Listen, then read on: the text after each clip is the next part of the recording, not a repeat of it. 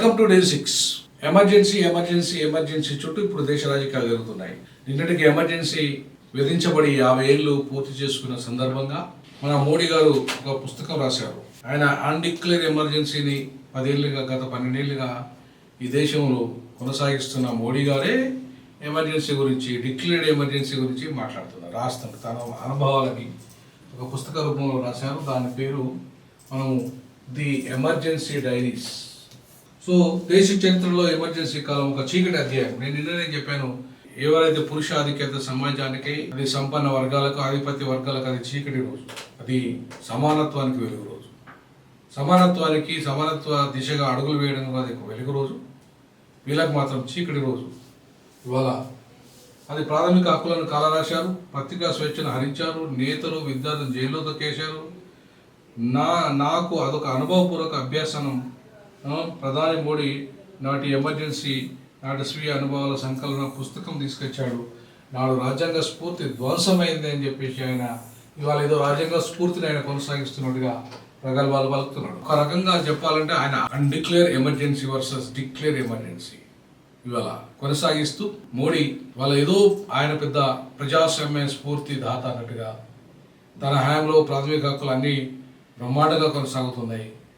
పత్రికా స్వేచ్ఛ కొనసాగుతుంది, స్వేచ్ఛ, సమానత్వం, సహభ్రతత్వము, సామాజిక ఆర్థిక రాజకీయ న్యాయం కొనసాగుతున్నది. రాజ్యాంగ విలువలన్నీ ఏదో పరిరక్షించబడుతున్నాయి. అప్పుడు రాజ్యాంగం మొత్తం ధ్వంసం అయిపోయింది. ఇప్పుడు మాత్రం రాజ్యాంగం మొత్తం విలువలన్నీ అమలవుతున్నాయని చెప్పేసి మాట్లాడుతున్నది ఏదైతే ఉందో అది తప్పు. ఇది declared emergency versus undeclared emergency. So declared ఎమర్జెన్సీలో ప్రాథమిక హక్కుల ఉల్లంఘన జరగచ్చు, తప్పు జరగలేదు అనట్లేదు. కానీ ఆ డిక్లేర్ ఎమర్జెన్సీ ద్వారా సమానత్వానికి పునాదులు పడ్డాయి అనేది నేను ప్రగాఢంగా విశ్వసిస్తున్నాను, ప్రగాఢంగా నమ్ముతున్నాను. ఖచ్చితంగా స్వేచ్ఛ కొంత హరించబడచ్చు కాక, కొంతమంది పురుషులు జైల్లోకి పోవచ్చు కాక, ఎవరైతే సంపన్న వర్గాలు, భూస్వాములు, భూ సంస్కరణలకు వ్యతిరేకంగా, పేద ప్రజలకు ఆర్థిక సమానత్వానికి వ్యతిరేకంగా, గరీబీ హఠావుకు వ్యతిరేకంగా, సామ్యవాదానికి వ్యతిరేకంగా, సెక్యులరిజానికి వ్యతిరేకంగా, మత తత్వానికి వ్యతిరేకంగా ఆనాడు ఎమర్జెన్సీ విధించాల్సిన పరిస్థితి ఏర్పడ్డది. ముఖ్యంగా పురుషాధిక్యత సమాజాన్ని ఎదిరించి సమాజ నిర్మాణం వైపు అడుగులు వేయడానికి అనివార్యంగా తీసుకొచ్చింది ఎమర్జెన్సీ. ఆ ఎమర్జెన్సీ ద్వారా ఇవాళ ఆర్థిక సంస్కరణలు, ముఖ్యంగా భూ సంస్కరణలు తీసుకురాగలిగింది. అలాగే పేదలకు ఇల్లు ఇవ్వగలిగింది, పేదలకు భూములు ఇవ్వగలిగింది, పేదలకు సంపద పంచగలిగింది. మొత్తం తన పార్టీలో ఉన్న భూస్వాములు, అగ్రవర్ణ ఆధిపత్య వర్గాలు, దోపిడీ కులాలు, పురుష ఆధిక్యత సమాజం తనను వ్యతిరేకిస్తూ, తన పరిపాలనను వ్యతిరేకిస్తూ, కుట్రలు చేస్తూ ఇవాళ ఒక విధవరాలు, బ్రాహ్మణ విధవరాలు పరిపాలన చేయడం ఏంది అని చెప్పేసి పురుష బ్రాహ్మణులు ధిక్కరించి ఆమె పరిపాలనని అవమానపరిచి, ఆమెను అవమానపరిచి, ఆమె పరిపాలన అవమానపరిచి, ఆమె యొక్క పరిపాలన ఎక్కడ తొందరగా ఆమెను తీసేసి, అధికారం నుండి దించేసి, పురుషులను తీసుకొచ్చి, బ్రాహ్మణ పురుషులను తీసుకొచ్చి ఇవాళ మొత్తం బ్రాహ్మణాధిపత్య దేశాన్ని నిర్మించాలనే ఒక దుస్సంకల్పాన్ని దెబ్బకొట్టింది ఆనాటి ఇందిరాగాంధీ. ఒక ఐరన్ లేడీ.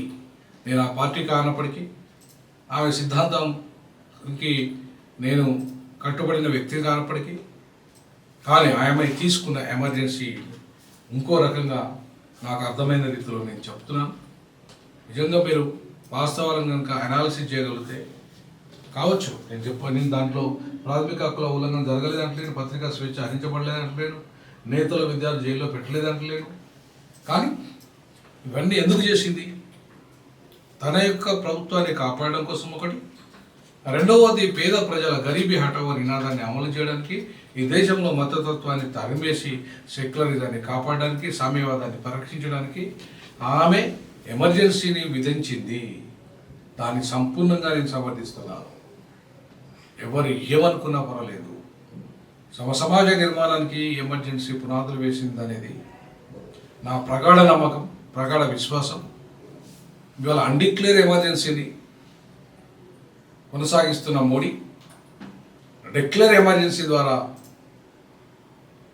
అన్డిక్లేర్ ఎమర్జెన్సీని కొనసాగిస్తూ అసమాన సమాజం వైపు సంపన్నులను మరింత సంపన్నులుగాను, పేదలను మరింత పేదలుగా నెట్టేస్తున్న ఈయన పరిపాలన కంటే సమసమాజ నిర్మాణం వైపు డిక్లేర్డ్ ఎమర్జెన్సీతోని సమాజ నిర్మాణం వైపు పునాదులు వేసిన ఇందిరాగాంధీ పాలన బెటరా లేకపోతే ఈయన పాలన బెటరా?